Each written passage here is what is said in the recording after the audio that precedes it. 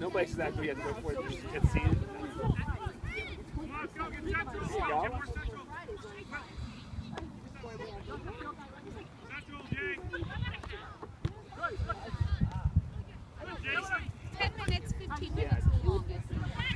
If it's 45 minutes to get seated, how long does it take past you order your food? You know what I mean?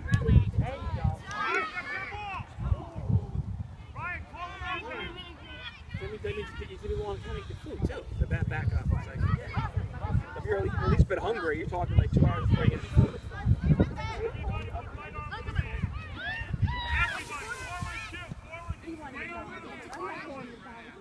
I was a babysitter last night, so I went to the